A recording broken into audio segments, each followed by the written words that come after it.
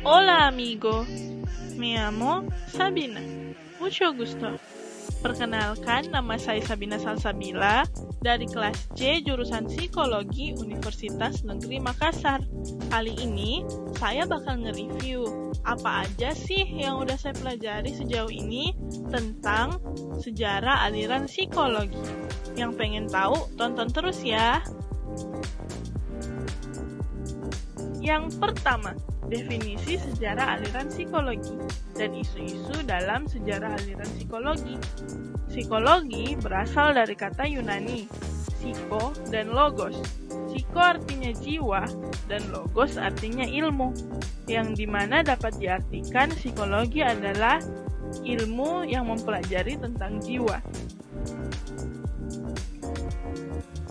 Manfaat mempelajari sejarah aliran psikologi. Salah satu manfaatnya ialah dapat memperkaya perspektif kita dalam memahami suatu masalah. Nah, apa aja sih isu-isu dalam sejarah aliran psikologi? Salah satunya, jiwa. Menurut Thales, semua materi memiliki jiwa, dan jiwa didefinisikan sebagai sesuatu yang bisa digerakkan. Psikologi di masa Yunani kuno.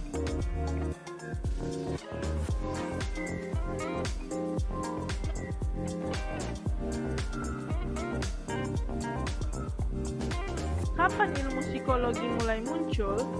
Ilmu psikologi mulai dideklarasikan tahun 1879 oleh Wilhelm Wundt. Ebbinghaus menyatakan pemikiran terkait hubungan antara jiwa raga, kesadaran, pikiran, dan persepsi sebenarnya sudah lama dibahas, baik oleh filsuf maupun pemuka agama.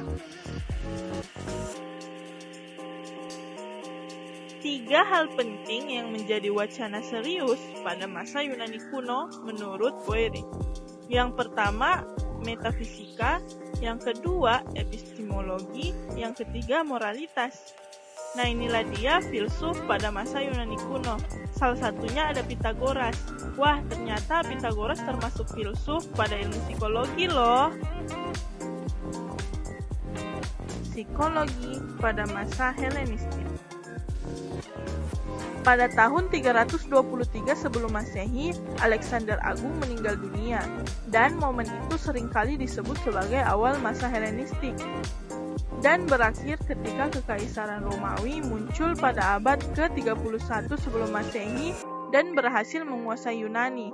Pada masa Helenistik tersebut, masyarakat Yunani menolak filsafat yang bersifat abstrak dan tidak realistis.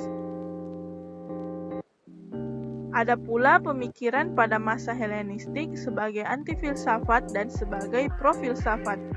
Yang pertama, skeptisisme. Yang kedua, sinisme. Dan yang ketiga, epicureanisme dan stoicisme. Psikologi juga pernah mengalami masa kegelapan atau biasa disebut Dark Age. Abad pertengahan dimulai pada tahun 476 Masehi, ketika Kekaisaran hancur dan diambil oleh Kekaisaran Konstantinopel. Masa ini berakhir pada tahun 1453 Masehi. Perkembangan psikologi pada abad pertengahan, abad 7 sampai abad 14. Pada abad pertengahan ini, Eropa Barat memasuki era yang disebut zaman kegelapan, karena dogma agama lebih mendominasi daripada ilmiah. Namun, berkembangnya ilmu oleh pemikiran Islam justru mengalami puncaknya pada masa ini. Inilah tokoh-tokoh yang berperan dalam ilmu psikologi ketika Eropa Barat memasuki masa kegelapan dan peradaban Islam sedang berkembang pesatnya saat itu.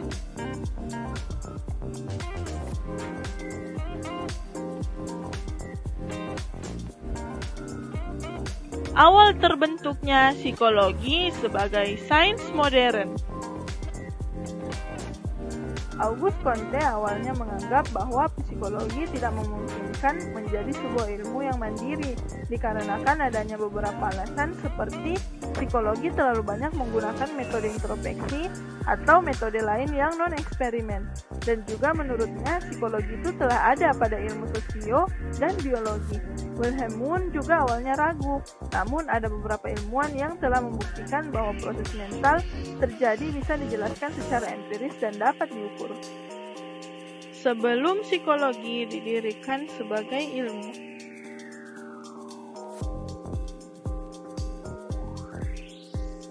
Pasca pendirian psikologi sebagai ilmu.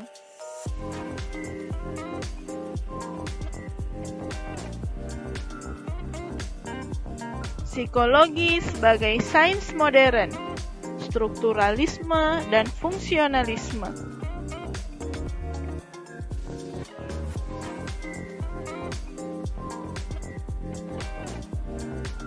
Strukturalisme. Titchener mendefinisikan kesadaran sebagai rangkuman seluruh kita ketika terjadi di waktu tertentu. Dia juga mendefinisikan pikiran sebagai rangkuman seluruh pengalaman kita yang terakumulasikan sepanjang usia. Menurut Titchener, pokok kajian yang cocok untuk psikologi yakni pengalaman sadar. Metode risetnya menggunakan observasi, eksperimentasi, dan pengukuran.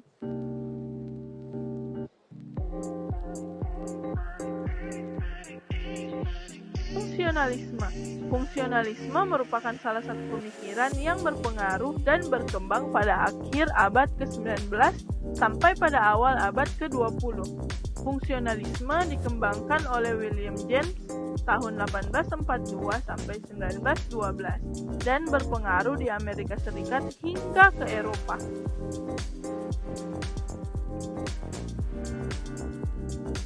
Tiga perbedaan fokus kajian fungsionalisme. Yang pertama, Wundt, elemen kesadaran, Titchener, struktur kesadaran, William James, fungsi kesadaran. Yang paling menarik menurut saya ialah William James. Gagasan-gagasan William James ialah akar kesadaran, self, dan emosi. Ada pula beberapa tokoh lainnya yang berperan dalam fungsionalisme. Behaviorisme.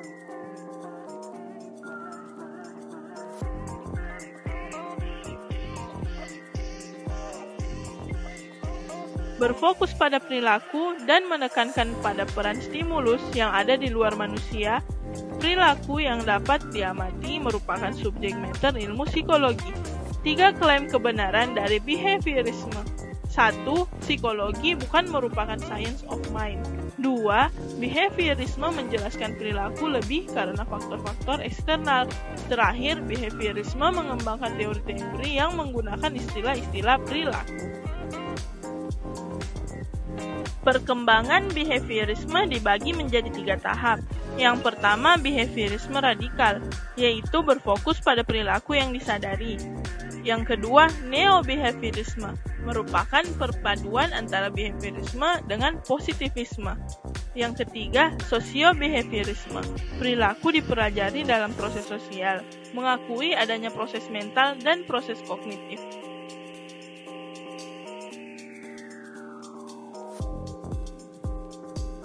Terapi-terapi yang berorientasi behavioristik. Ada modifikasi perilaku atau usaha untuk mengubah perilaku dan emosi manusia dengan cara yang menguntungkan berdasarkan teori modern proses belajar. Ada juga ABA. Program terapi ini merupakan program dengan pendekatan untuk memahami dan mengubah perilaku manusia.